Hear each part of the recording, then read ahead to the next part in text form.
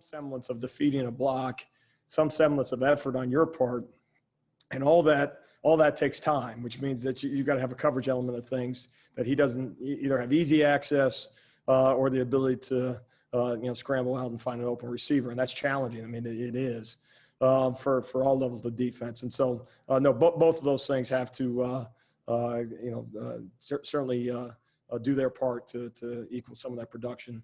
Both on the back end, maybe a tip ball and something like that, and certainly in the front. But the production, I mean, that's something that we want to be a calling card of Oklahoma defense. Negative plays influence drives, which ultimately influence points.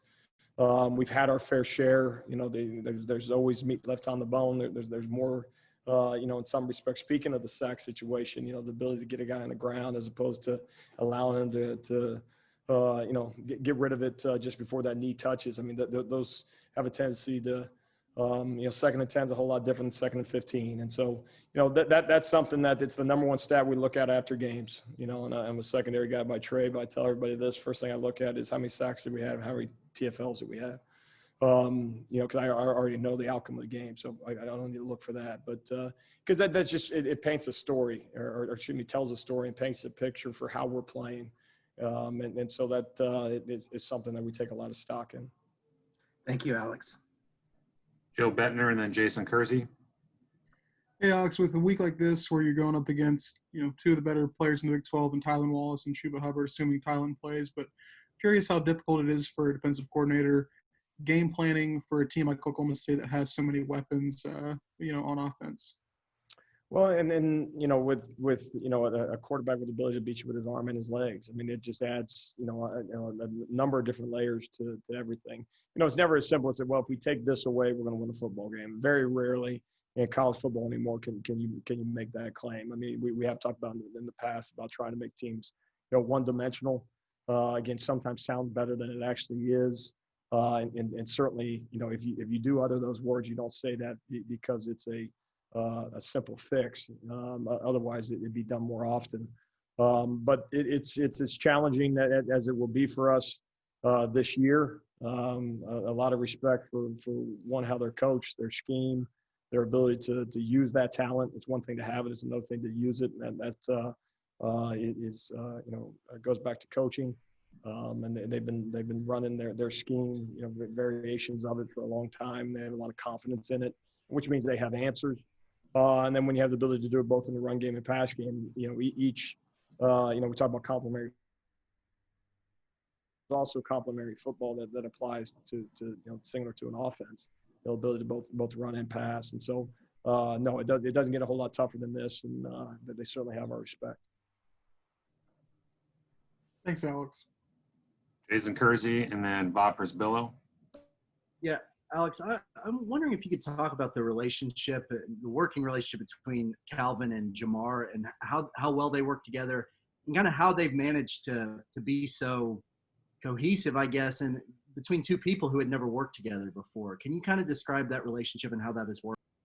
No, it's been it's talk about being professionals. You're a professional coach. I mean, those things that you need to do. I mean, I'll use an example. I want to coach corners, but what's the responsible thing to do is to have Coach Manny coach the corners, myself coach the safeties and the nickel, and coordinate defense. And so that's just something that on every staff you're trying to find out what's the best way to manage and ultimately coach up your particular roster. And so what that allowed us to do was to really put more eyes on individuals, as opposed to trying to see, for instance, again using the back end for an example, you're trying to see the corner of the safety, trying to see five guys, and I have enough arrogance about me that I think I can do all those things, and every coach does. I mean that's just, with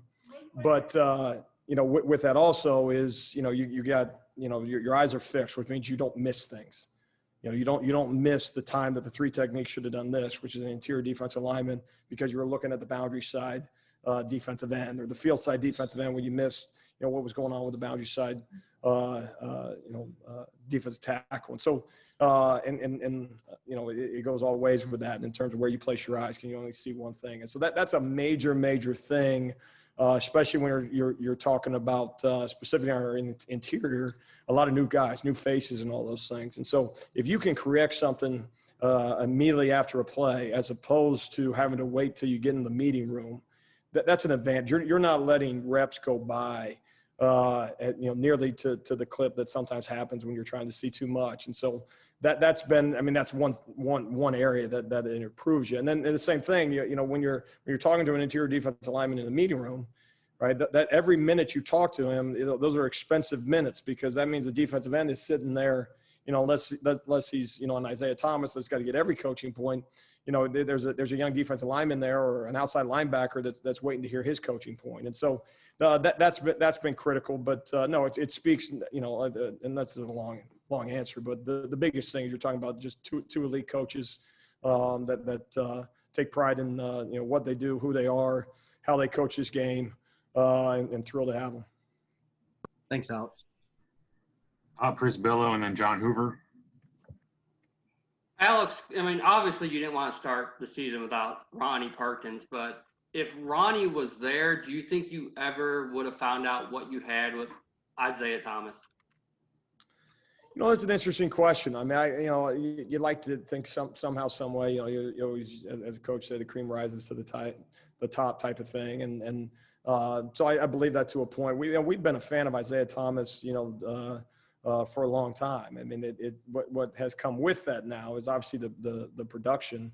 But with whatever it was, Ronnie being out, or in the situation in the practice, well, this individual is going to be out this particular day. Hey, Isaiah, go inside. There's a reason we asked him to do that. And there's other guys that weigh the same, or been in the program as long. And there's a reason we asked him. And so, kind of behind the scenes, has been a guy that we've trusted, maybe more than it would suggest what has happened on games. But no, to your question, I think that there is absolutely no question that he took advantage of it in every way. Certainly when someone's out, they give someone else an opportunity. Like we talked about, your biggest frustration when guys don't take advantage of that. So certainly been pleased with him. Okay, let's go to John Hoover, and then Garen Emig.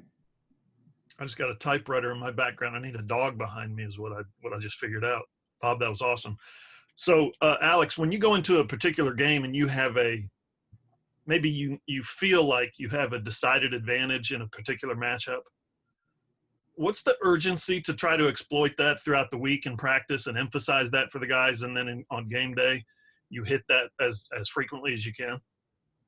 Yeah, I think as you look at it, one of the things that we try not to, it's two things. Number one, you want to give your opponent credit, making sure that you don't give them too much credit. And equally as important for you is to give yourself credit, but not give yourself too much credit. Because we've been in situations, and this is over the course of my career at a number of different stops, where you say, okay, this is how this thing's going to play out this weekend. I mean, they're not going to be able to block X. Pressure or this particular thing up front. They're not going to be able to complete a ball versus this coverage. And then very early on in that particular game, you realize, oh, by the way, they've been practicing that all week. And same thing goes from a personnel standpoint, as you say, and I put my foot in my mouth a number of times behind the scenes and saying, that I got no respect for this player than that. And then all of a sudden you walk off the game field and he earned it, and you sure wish you would have respected him more going into it. So those are things that you draw from and say, again, make sure that whatever advantage you think you have, make sure that you're talking about that advantage after the game, most importantly, as opposed to the week leading up into it. But also let the game kind of be played out how it's going to be. If you force things, certainly you kind of have a vision of how things are going to go, but you also got to manage expectations. It's one of the things we talk to our guys about all the time.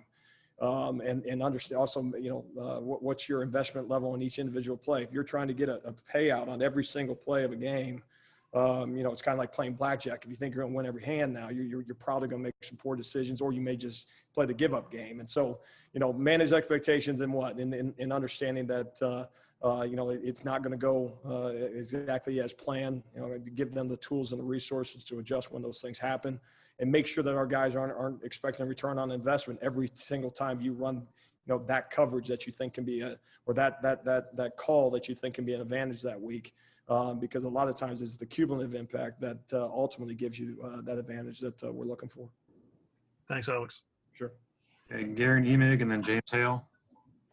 Yeah, Alex, Chuba's production isn't near what it was a year ago in the run game for OSU. When you see him on tape this year, what stands out? What does anything look different than it did, say, even a year ago? When he's on the field, he looks like the same explosive running back. I mean, I think the biggest thing just in a shortened condensed season, kind of where we find ourselves right now, as opposed to playing him whatever it was last year, I think it was game 12, is just not being on the field as much in certain situations. And that kind of goes across the board. I mean, as we're watching film, it's one thing to see the stats at the end of the game, and there might be part of you that wants to get excited because the numbers are telling a story. Well, the film tells you something different. That the film tells you that that certain individual wasn't available. Then okay, good players have a tendency to help numbers, and so what I see is the exact same thing we saw a year ago. A guy that has the ability to make you miss, patience to punish you.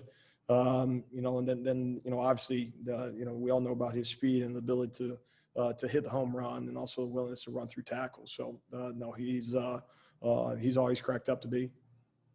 Appreciate it. Sure. James Hale.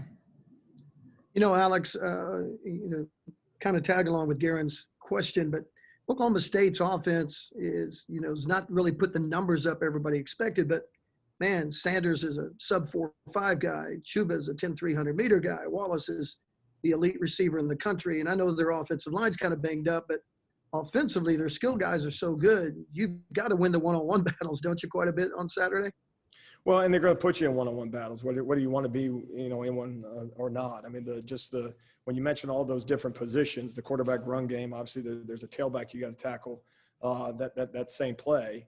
And he has the ability to not hand it off, but pull the ball and then throw the ball downfield. And so that creates those one-on-one matches, whether it's in the interior defensive line. If I have a gap, I need to make a play through that gap. If I have a man, from a responsibility standpoint in coverage, if he runs a route, you got to cover the man.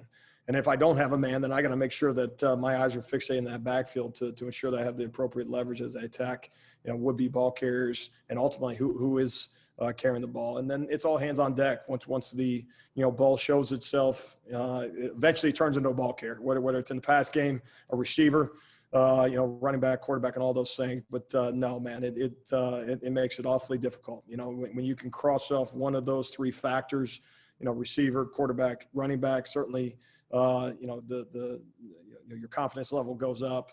But it's not as simple as that particular call to do those things. That doesn't exist to give you extras everywhere. And so that'll be a major challenge for us.